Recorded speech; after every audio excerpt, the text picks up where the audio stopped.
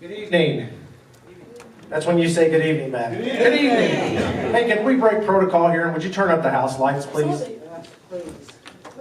It's a lot easier for me if I can see you. I know you can see me, but I feel a little disconnected if I can't see you. I really appreciate the opportunity to be here tonight. I wasn't exactly sure at first if I was the appropriate person to speak to you about philanthropy. So good, bad, or indifferent, I will give you my musings on it, and hopefully that helps you in some way. I'm so disappointed that my wife Cheryl could not be here tonight. She's an attorney, and we have 3 boys, and she's busy with that, and so she had obligations.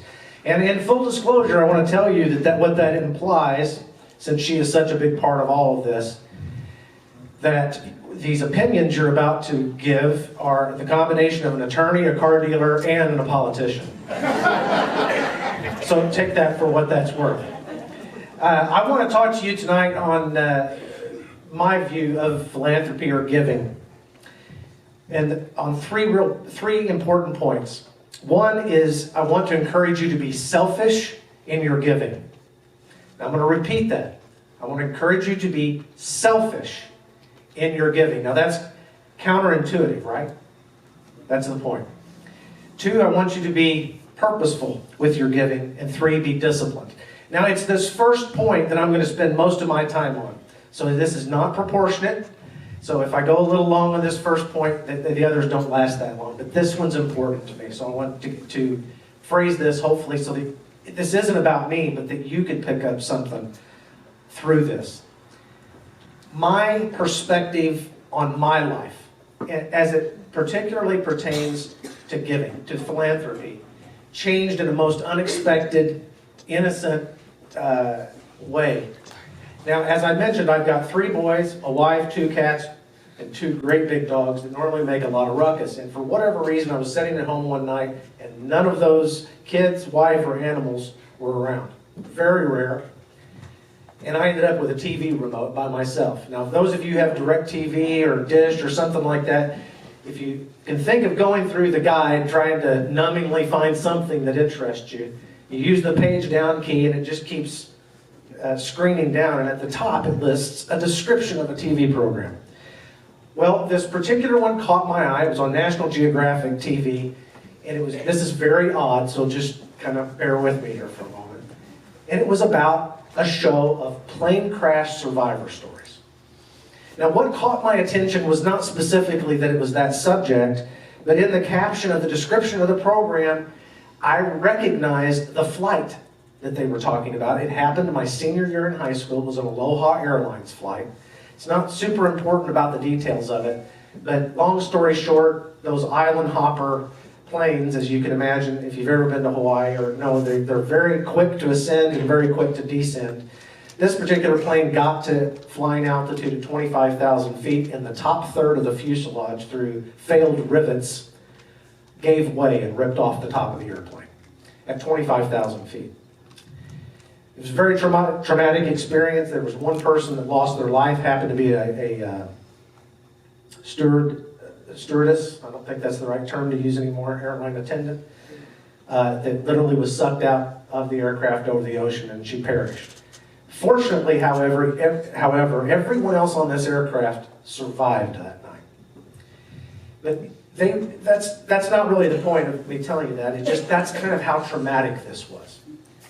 If you can imagine the miles and miles of wires and things in an aircraft, and insulation and rapid decompression and all the things that would have 40 degrees below zero at 25,000 feet. You can imagine the trauma and the heroism of these pilots that had to land this disabled aircraft. But it was the person that they were interviewing about his survival story that caught my attention and that changed my perspective on something. They asked this guy, what is something I want you to raise your hands if you've ever said or heard this phrase in your life. Did your life flash? Everybody heard that, right? By definition, you've heard it, you just said it. Well, this is what he replied with. He said, yes, it did, but not like I expected it to. He said, I imagined that what it would be is somewhere, I remember this well, this was the late 80s when this happened, by the way, because he held up, it was talking about a video camera, and he was doing this. So that reminds you of what video cameras were like back then. They were new, but they were big. He said, I imagine it as a home movie, as a moving, a fluid series of events. He said, but instead what I saw were instants in time, as though they were Polaroids, and it was as though they were being dealt from a deck of cards in front of me. And this is the part that struck me as profound. He said, I was surprised at what moments were there. And I was more surprised by what moments weren't there. And for whatever reason, this really stuck with me. And I made a decision from that night, and as I thought through this profoundly several days and weeks later, and it really has formed my perspective, not just on philanthropy, but all the things that I have involved myself in since, is that if we are selfish by carefully determining the things that we involve ourselves in and that we invest ourselves in, that we can largely determine real time what those Polaroids are going to be. If we're purposeful with what we do, then we have the opportunity to determine what those Polaroids will look like. And I made a simple decision that I was not going to wait till the end of my life, whenever that was, to be surprised or not surprised by what these were going to be, but that I was going to live my life in such a way and involve myself in such things with such purpose and such goal-driven energy that I would be able to live those moments real time, that I did not want to wait till the end. So that's what I mean by being selfish. Each of you need to determine, I know I'm in a room of givers, I know I'm in a room of philanthropists, and so I know I'm speaking, preaching to the choir. But I thought I was a giving person too, but this is what changed for me, and that's what my encouragement to you is. Figure out what that important thing is to you that you seek. For me, it's Polaroids. My friend John Daly, who I spoke to out in the lobby, I don't know if John's still in here tonight, or he's in the back, he asked me, why in the world did you run for mayor? Anybody know the answer? Let me give you a precursor to it. When I ran for the school board, I served on the school board for 8 years. I never dreamed that I would become president of the school board. This is something easy to grab onto, or that I'd have the opportunity to hand 2 of my own sons their diploma as a benefit of being the president of the school board, or to hand 1,498 other students their diploma. That is the takeaway for me. That was that Polaroid of that experience. When you run into this experience in your life and you experience one of those real-time Polaroids, you always know it. You don't have to go, I wonder if this is a Polaroid moment. You'll know it because the hair stands up on the back of your neck. It's just that simple.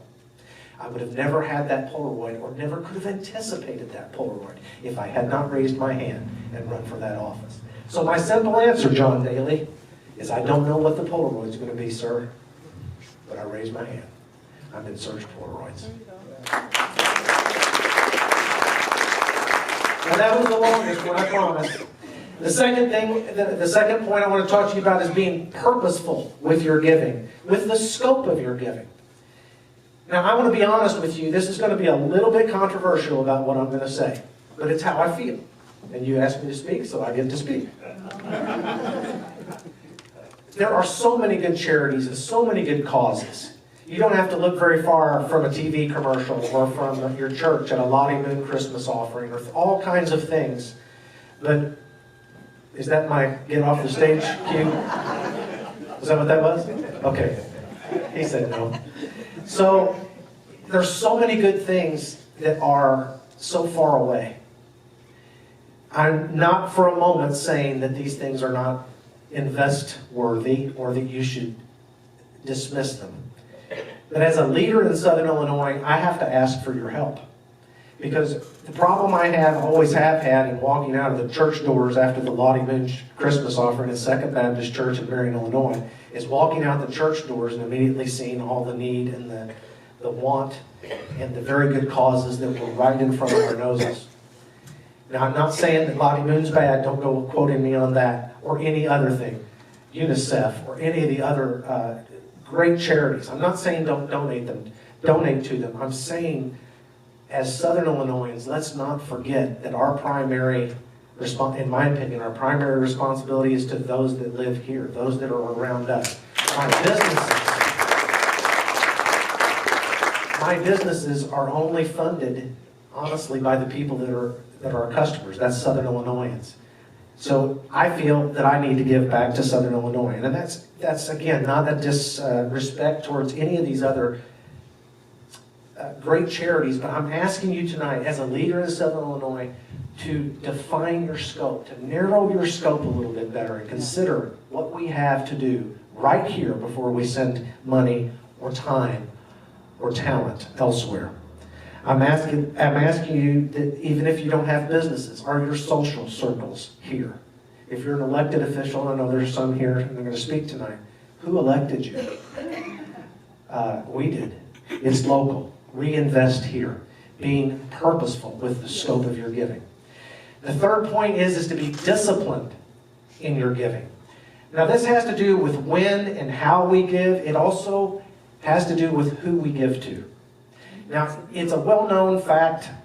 I've even seen some information out on some of the brochures out here I was glad to see. It's well known that very many of the great charities that a lot of us know and love do a really terrible job as stewards of the money.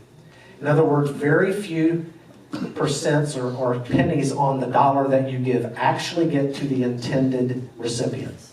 So it's very important to be disciplined in the kind of organizations they give to make sure that we aren't paying CEOs $2 million a year and at the expense of serving people that they're intended to. I think it's for you. So in this regard, I want to promote to you tonight to consider Southern Illinois Community Foundation as a very good steward, as one example of an organization that you can give your money to, that you don't have to worry about that. And it just happens to meet the second definition too, that I pointed out, which is being purposeful with your giving on your scope. Because by definition and by their name, they're concentrated here. SICF is accredited, they're professionally managed. Moreover, they're committed to distribute the funds according to your desires. Now, before I wrap up here, I want to tell you about one other thing. I used to have this one really favorite quote before I think I, quote unquote, matured as a budding philanthropist, if you will. And I'm going to botch this up. And there's some academics in the room that probably know this better than I do. I think it's a Greek quote, but it says something along the lines, and I'm going to read it as though it was written back then, or quote it. It is not gender neutral.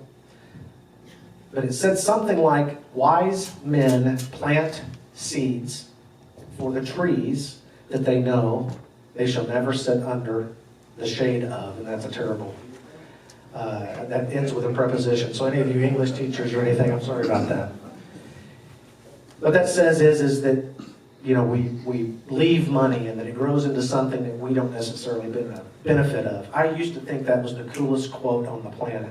I no longer believe that. I think it's a cool quote. I think it's okay for some people, but this is my encouragement to you.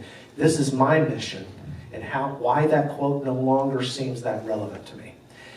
Because that's okay for the average person. That's okay for the investor or the philanthropist that wants to spend all their money now and hopefully some's left over. And if that's okay to live with that. But here's the thing. If you follow these 3 points, if you be selfish about what you invest in, if you define that scope and narrow that scope, and you do it with such purpose and literally define what those Polaroid moments are for you personally, we can live it real time. We don't have to wait for the oak tree to grow. You can live it right now. This organization that sponsors this event and many of the others that are out there in the lobby are great opportunities for you to do that. I hope my perspective on some of this has provided at least an insight into why I do, John, what I do. I hope it answered your question. And I hope maybe it makes you question just a little bit, just exactly what you want your Polaroids to be. Thank you. God bless this organization. God bless Southern Illinois. And God bless you on your pursuit of your Polaroids.